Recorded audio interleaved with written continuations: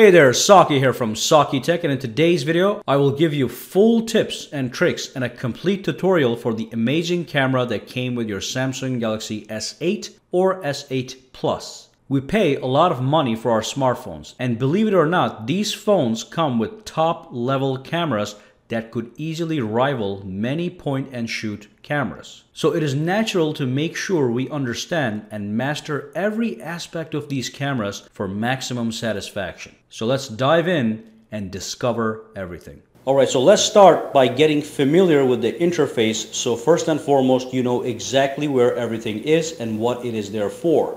Alright, I'm going to quickly share one tip that is brand new on this Samsung Galaxy S8. If you go into the settings, and if you scroll all the way down, there's an option called the floating camera button.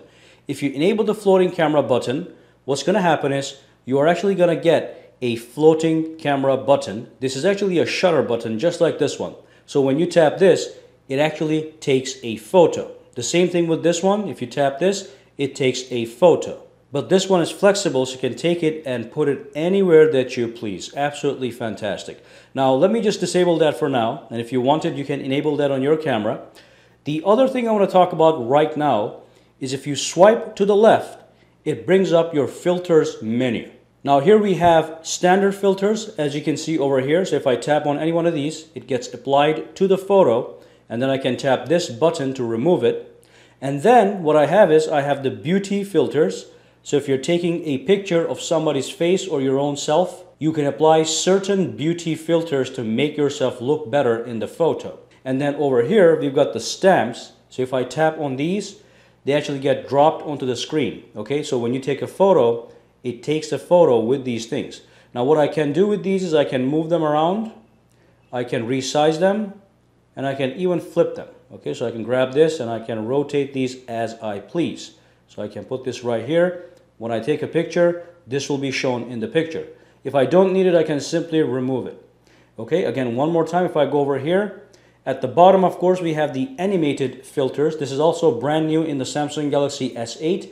Now, these filters apply only if you are taking a picture of a person. So basically, if your friend was over here, you can tap on any one of these and they're going to create some funny animated filters, and then you can take a picture with it. Okay, so just remember, you've got 4 options over here, not just one like we used to have. Now let's go back out. And of course, remember that all those filters will also apply to the selfie camera, which is on the front. Okay, so you don't have to use the rear camera to use these filters. You can also use the selfie camera to use all these filters. The next thing I want to talk about is if you swipe to the actual right, it brings up the camera modes. And most of us already know what these are, except maybe for the professional mode, which I'm going to be talking about towards the end of the video. Now that is the auto mode, which is selected, which is what most of us use. Everything gets done for you, so you don't have to tweak anything to make your photo any better. The professional mode, of course, is the mode that allows you to manually adjust just about every setting for your camera. You can adjust your focus manually, you can adjust your white balance manually, you can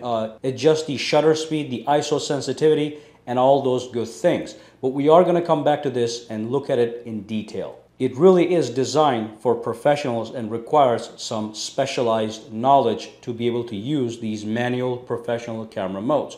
Now let's go back over here. I'm going to show you a couple things you can do here that may come in handy. So first and foremost, you can click this plus sign over here, and that's going to take you, let me click it one more time, into the Samsung store, from where you can download even more camera modes.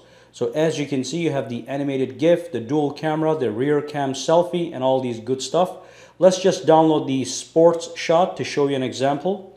It's going to say loading, it's going to download, install, and it's going to be applied to my camera. If I go back here, now when I go over to my modes, you'll see that the sports mode has been added to my modes. And of course, one more thing you can do is if you tap this icon over here, you can tap on info, and the info gives you some details on what each of the modes do.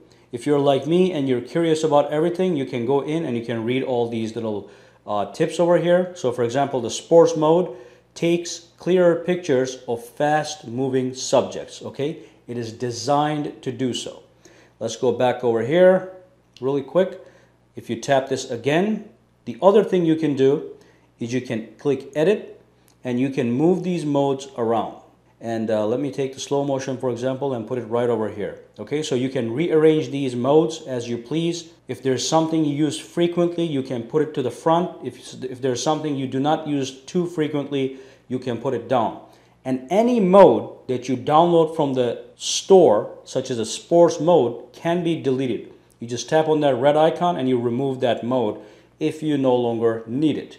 And finally over here, if you tap this button one more time, it says add shortcut to home screen. So what I could do is I can tap on it, pick any one of these modes. For example, let's say I want to do panorama, and then I click done.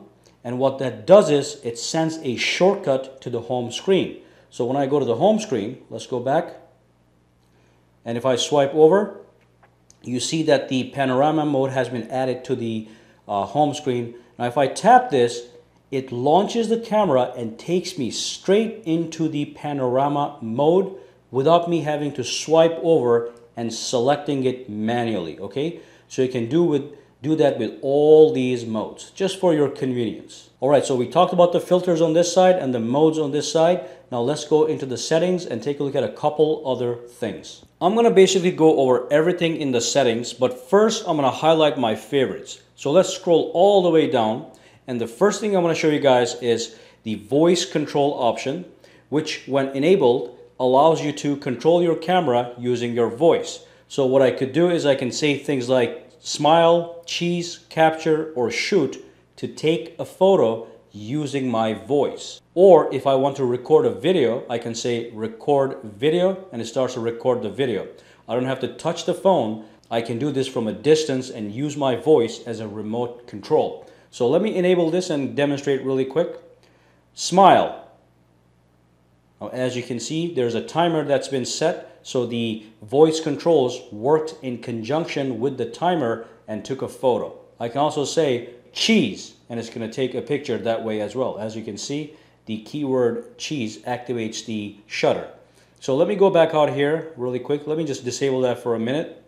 By the way, I said that you can combine that with the timer function, so make sure if you want to use voice control and timer that the timer is actually enabled. You can use 2 seconds, 5 seconds, 10 seconds, or none at all. Let me go back out. Now the other thing that's very, very important, and this applies whether you're taking a photo or shooting a video, is the tracking autofocus.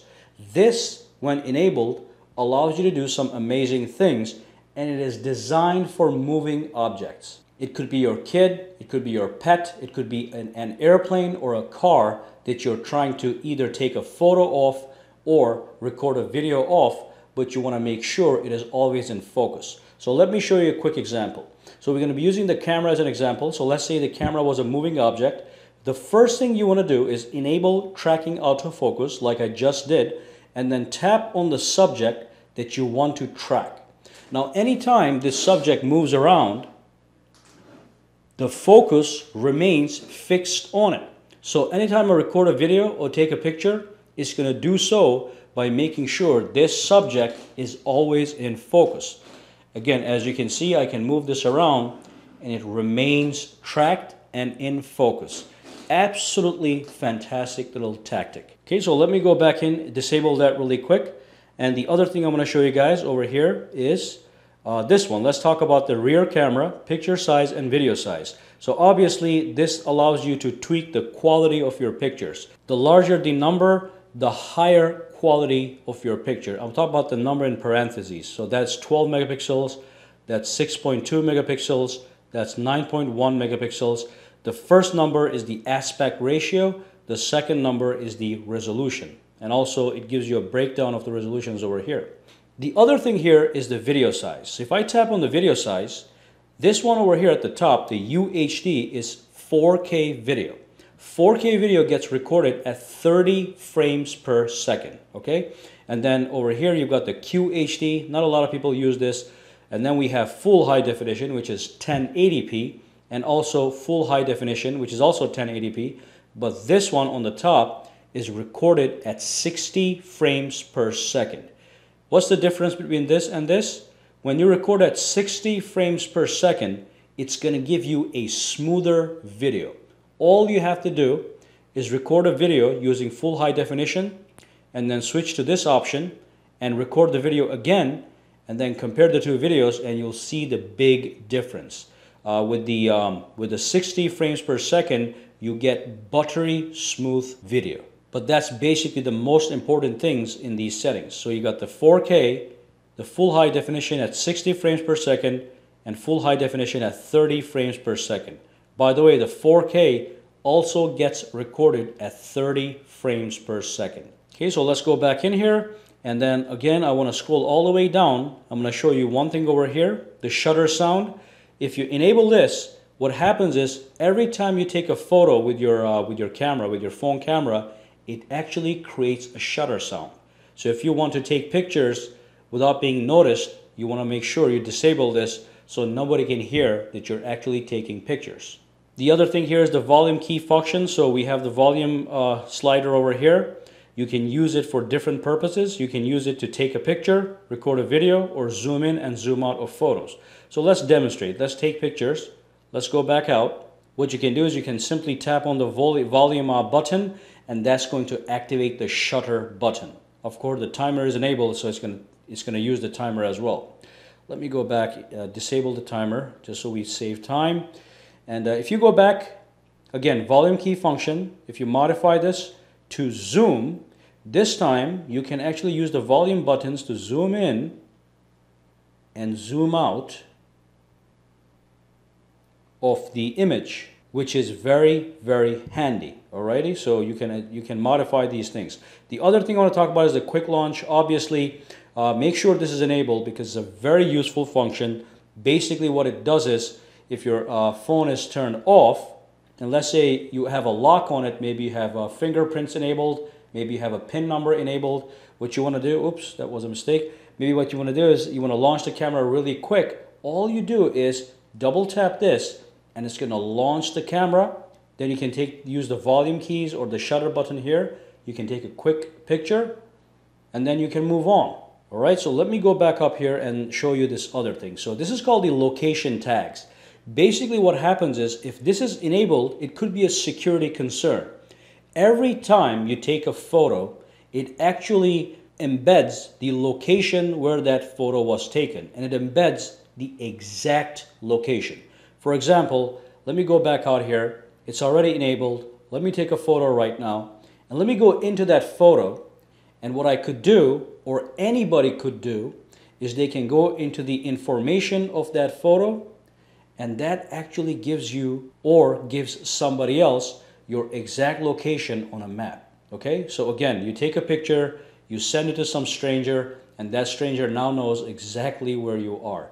So just be careful with these things, all right? And of course, the other thing you want to always make sure is enabled is video stabilization. When you're recording the video, this is going to make sure that your video looks nice and stable and it doesn't look shaky like some videos do. Trust me, the difference is day and night. Again, take a video with this disabled and then take a video with this enabled and compare the two, and you will see the big difference. All right, so let's go back up here, and looks like we have covered most of the important things. One thing I want to talk about is ways to take pictures over here. If I go inside, what happens is you can actually enable or disable any of these options. First one is the one I want to talk about. You can tap the screen to take a selfie. So if you're using the selfie camera, you can simply tap on the screen and that's going to take a photo. And of course, on the back of your phone, right under the LED flash, is the heart rate sensor. If you enable this, you can use that to also take photos. If you tap the heart rate sensor, it's going to take a selfie photo. All right, so let's go back out. Looks like we've talked about just about everything. And let me go back here. Let's see. And looks like that's it. All right. And now what I want to do is I want to talk about the manual camera mode, which is also called the professional mode that is right over there. All right, so let's go into the professional mode. And then as you can see, what we have here is we have these things on the side. And these are basically the controls for the ISO, for the shutter speed, for the focus, and for the white balance. And this over here, these are the metering modes. So you have metering matrix, metering spot, and metering center weighted, which is the best option to have. Now, unfortunately, I cannot go into the details about these things because I would have to give you a lecture on photography. What I want to tell you, what I want to show you guys is, for example, as you can see, that's the ISO value. So if I tap this, and if I increase or decrease the value, as you can see, the brightness of the picture becomes, either becomes bright or becomes dark, which in technical terms means when it's dark, it means it's underexposed. When it is not dark, it's too bright, it means it's overexposed. So the key here is to use these functions so that you have a perfectly exposed photo. Now when you go to the auto mode, the exposure happens automatically, so you get the perfect brightness, so the picture doesn't look too blown out or too dark. With the manual mode, when you go to the manual mode, the professional mode, you have to tweak the settings yourself. So ISO is one of those settings that allow you to do that. Then you have the shutter speed, okay, how quickly the shutter opens and closes. So as you can see, the bigger the value, the shutter is going to be open very quickly and close very quickly, so it's not going to be able to suck in too much light. So it's going to be dark, it's going to be underexposed. But you can change that value again. All right, now it's becoming too bright. So you have to manually adjust these settings to get the perfect shot. This one here is manual focus. So what you could do is you can manually focus in and out of objects. You see that? See how that lens becomes blurry? It's out of focus, and then I can actually focus into it manually by using that dial. All right? You can do the same thing with the white balance. You can pick any white balance you want. You can pick that's the temperature for the colors. So 2800K, and then you can do fluorescent bulb coloring, which is 4000K, and all that good stuff. Now when you're taking manual photos, one thing you might want to look into is go into the settings and then go into picture size, and at the bottom make sure save RAW and JPEG files is enabled. Okay, so what this is going to do, not only is it going to save in JPEG format, it's also going to save in the RAW format. The RAW format file can then be imported into your computer, and then you can download a photo editing tool and go and tweak that RAW photo in really good detail. Again, if you're not a professional, you may be thinking, what the hell is he talking about? But I'm just trying to give you an overview, some keywords, so you can go search them. But again, all you have to remember about this professional mode is you tweak these settings, the ISO, the shutter speed, the manual focus, and the white balance over here to create a well-exposed shot. If you actually want to master this professional mode, which could be very, very useful, trust me, you can actually go and study these things. You can study the ISO, the shutter setting, and even aperture setting. You actually have to take a little course in photography. Alright, so that is the professional mode. I'm sorry I cannot give you a complete tutorial on actual photography, but hopefully I gave you some pointers. So let's go back into the auto mode, and of course the basic things over here that we skipped. This is the flash. You can enable it, always turn it on, turn it off, or make it automatic. And you have the HDR, and as you know, HDR can be turned on or turned off. I prefer to keep it in automatic. HDR basically takes multiple photos and then stitches those photos together and gives you the perfect picture. So it's good to have it enabled and set to auto, because the camera knows when HDR is necessary and when it's not necessary. And that's the end of this video, and I hope you learned a thing or two. Make sure to subscribe to sakitech for more videos like this, and of course give this video a big thumbs up. Also, do not forget to follow me on Twitter and Instagram, for which links can be found in the description box below. Have a fantastic day.